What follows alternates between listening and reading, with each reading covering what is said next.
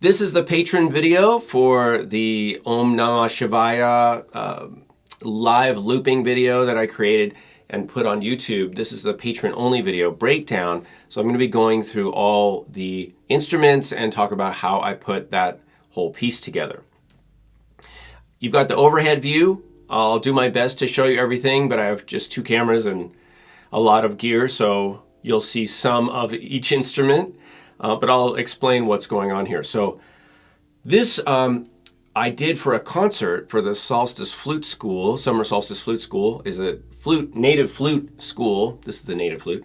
And I teach every summer. And because we're canceled this year, 2020, because of the COVID-19 pandemic, we're doing a virtual concert. So this is one of my pieces. It started with the handpan. I wanted to do something with handpan and flute. Pretty popular combination. I don't know if you can hear this right now, but this whole handpan is picking up overtones, picking up notes from my voice and resonating. It's really interesting.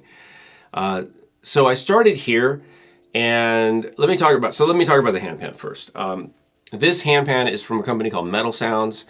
You know, there's a zillion handpan makers out there now. The originals were from Switzerland and called the hung drum. And you can still find some of those today, quite expensive, kind of rare. But lots of good handpans out there. This is a basic one. It's an 8-note pan. It's primarily focused on D, A, F, and then it's got a C and an E. So we've got a D there. It's also doubled in the octave, and then we've got Fs. We've got As. And then we've got a E and a C. So I based this chord progression on notes that I have available to me here. So I decided to play in D minor, which is these notes.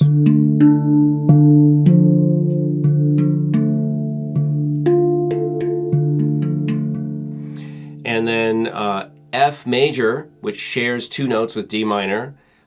We're just shifting the D to a C, and then we can play Ds, and I can play Ds and As over here. And then I play a C chord, which is just the C and the E. So I can play D minor, F major, C major, and those are the chords that I'm using in the song, in the chord progression. And I'll talk about that more when I get to the harmonium.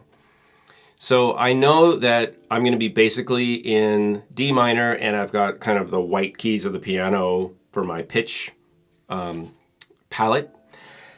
And, well, before I leave the pan and get to the flutes, I'm going to talk about technique on the pan. So that was my chord progression.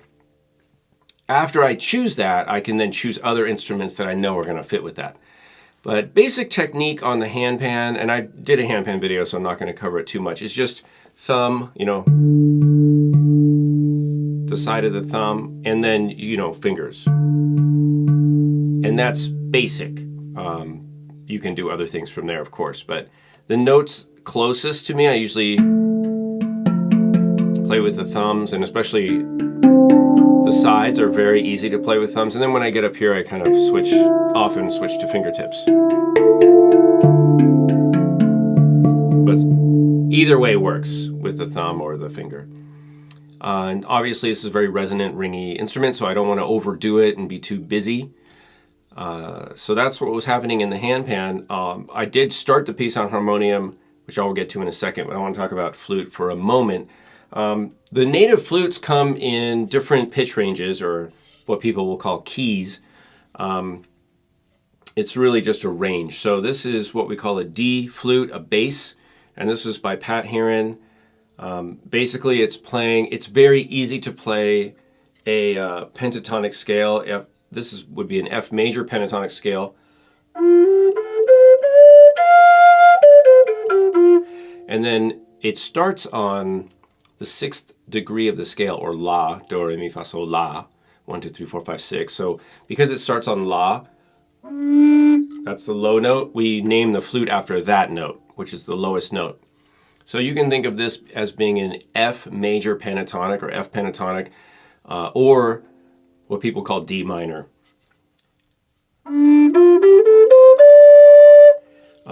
Which technically it's not really D minor because it's pentatonic. Anyway, that's music theory.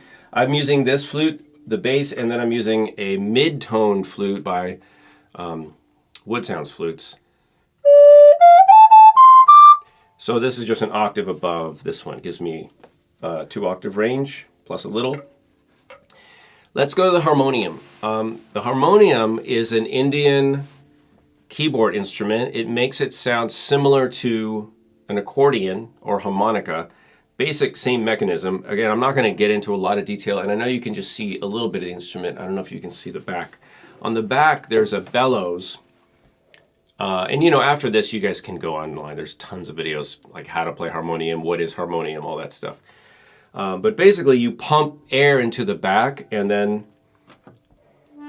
when you hold down a key, it puts it through the, I don't know what they're called, but these little, you know, sound makers. It's a double, like a double reed. And then there's stops down here like an organ, and these activate different sets of reeds. So you've got octaves. So if I push these in, so it doesn't make any sound if they're all in. And then if I pull one out,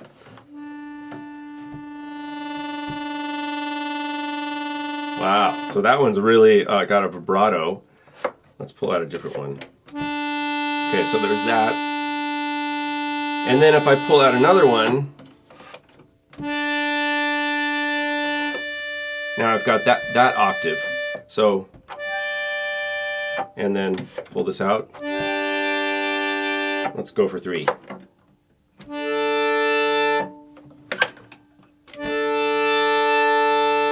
So basically you got 2 octaves.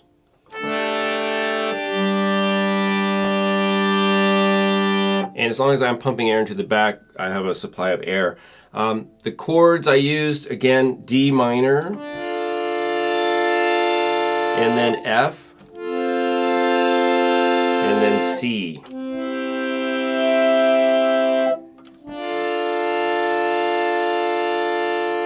And I started the song in kind of a 4/4 duple meter feel. Om Namah Shivaya, Om Namah Shivaya. So D minor, F, C, D minor. And that was the initial part. Did a little hand pan, transferred there, got the flutes involved. And then from there I built it up. And also went into a triple meter later. So the main pulse was the same, but and I went into a triple meter, so a different feel. I then introduced a couple percussion instruments, a light percussion. The tinkatong was first, and this is where, you know, it takes a little bit of music theory knowledge or just knowledge of what the tunings are of your instruments to make them blend. So this was a D minor-ish jam, right? So everything has to fit. This tinkatong is the D minor tinkatong. And it basically,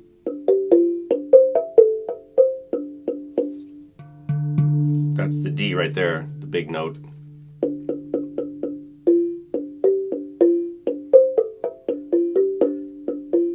So I knew this was gonna fit. That was there just to add a little percussive, you know, melodic percussive element. And so I added that. I've got this lovely rattle. I love these. Some African seed pods. And I felt like that really needed to be on top of all this low, washy, you know, woody, darker kind of percussion. So this, I introduced, you know, like a little spice. And I think that helped solidify the groove a little bit and also just mark time.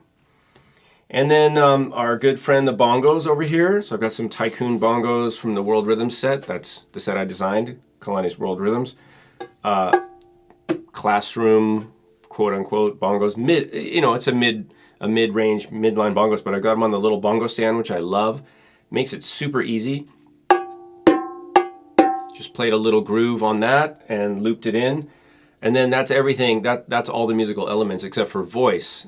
So let's, really quick, I want to show you guys the looper. And I've done, I did a video on the looper. This is the Boss RC505 loop station. I don't know how much, yeah, you can see a little bit of that in the overhead. Real quick, I've got on here, there's a click, which you guys don't hear.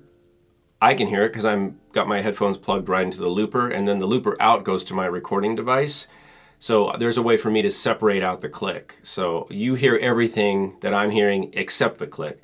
And that's convenient for these live looping situations. So there is a click that I'm playing to that you can see in the video that I start the click at one point.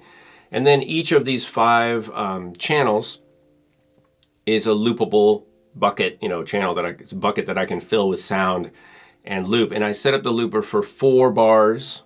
So it loops every 4 bars, 16 beats. That's an internal setting. I set that up. And then I have 2 reverb settings for recording. And those are A and B. And I'll just play those for you real quick. So B is a shorter reverb, and this knob here controls how much. Can you see that? Yeah. This knob controls how much of the reverb effect I want to add. So when I'm recording different instruments, I can control that. If I want it dry like now, like I'm talking, so I turned it all the way down. If I turn this up, you're going to start hearing the reverb sound, and now it sounds like I'm in a pretty big room, right? Like a little, I don't know, what does it sound like? A large bathroom? So this is the setting that I like to use for some of the percussion because I don't want it washing, too much. I don't want it to ring out too long because reverb is a form of noise. The more reverb you have, the more noise you're introducing into the overall mix. So you don't want to go crazy with the reverb, but the reverb does give the illusion of space, right? Of sound that's bouncing off of walls and kind of coming back. So it tends to be a desirable sound for certain styles of music, certainly for what we think of as flowing, I guess that new age sound, the smooth jazz sound, the rock ballads, those tend to be kind of reverb heavy. Some styles, no reverb, like a lot of rap, hip hop, like nothing, no reverb. You want that up close, dry sound. So that's that reverb, and that I use for some of the percussion. It's for the bongos, especially, bongos, anything more percussive. And then the other reverb is, I'll just hit the button, you'll hear the difference. So that's the B reverb, that's the shorter one. Now, hello.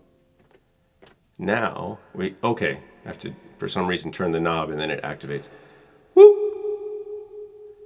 So this is the long reverb. This is like a 3-second reverb. And this one I use for the flutes. We call it flute juice. So when I use this,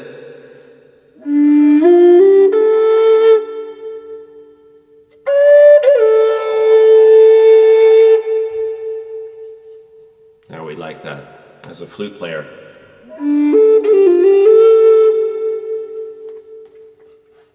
I probably wouldn't want to use too much of this on the hand pan.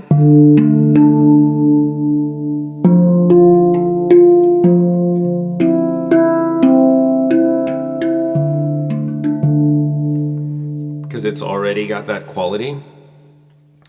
Certainly vocals, I want to add some of this, which I did on the vocals. So that's what I was doing as I'm looping, as I'm recording over here. And then, of course, I can turn it down, up and down. So that's really all I was doing over here on the looper.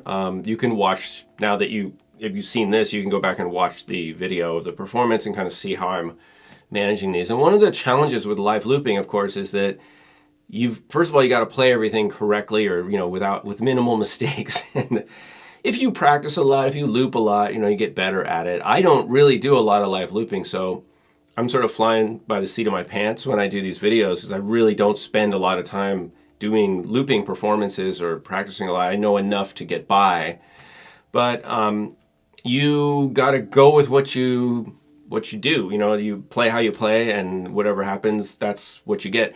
I have a general plan, but when I started doing that performance, I didn't really know. I didn't have a plan like I'm going to do this first and this second and put this here and here and here and here. I could take it to that level, but I don't really want to spend a lot of time planning. I'd rather just make music and play. And, you know, I think I did that performance twice. So the one that I made the video of was the second performance, and I'm happy with it. You know, I thought it was good. If you do something too many times, it kind of loses the edge. And there is that performance edge where you know, it's basically an improvisation. So I like that excitement. Some people might want to plan everything out more. I'm not so much of a planner. I believe in being prepared and then going for it. That's just me. So I can mix after I record, you know, the different tracks. I have volume levels here, and those are what I was using to blend, to bring some instruments forward and then push them back, or, you know, stop them altogether, take them out, in and out. And you can see me doing that in the performance video. There are some track effects over here that you can add as an output, like an after effect. But that's another video. All right, so what do we have? We have a hand pan made by, it's called the Space Drum. It's made by Metal Sounds, which is a French company. If you'd like to check out these instruments, there's a link below to weplaywelltogether.com, and I work with them. Use the link below. It's an affiliate link. You'll get a better deal, and you'll get access to some special videos that I made about these instruments, including the Zenko, which we're going to give away one of really soon. The Harmonium I got on eBay. It's a Bina Deluxe model, and there's lots of these around. Just, you can shop around if you're interested in those. Tinkatong is from weplaywelltogether.com. That's a company called Feel Tone. Feel Tone is in Germany. They make a lot of really cool instruments, including monochords. The Tinkatongs are like their log drum type instruments. They make a lot of instruments, though. Go check them out. Tycoon Bongos. Flutes by Pat Heron. The bass is by Pat Heron in Arizona. And the mid-tone D is from Wood Sounds near Salt Lake City. Brent Haynes, Wood Sounds Flutes. The rattle I got somewhere. I think I got this at Motherland Music here in LA. Dan Rice, owner, Motherland Music. Check them out. That's it. Looper, used on eBay. I'm using a Rode K2 microphone with an updated cartridge here, going through an Avalon. What is that? It's the classic, like, what is it, 727 or 720? Yeah, I think it's a 727. It's an Avalon mic preamp that I run through. I'm running the mic through the Avalon into the looper. You can run a mic directly into the looper. My setup just gives me a little better quality. So all the sound that you're hearing in the performance and right now is through this one microphone, which is right up here. It's out of the shot, of course. And then I go into a Zoom H5 digital audio recorder for the audio recording, and that's in stereo.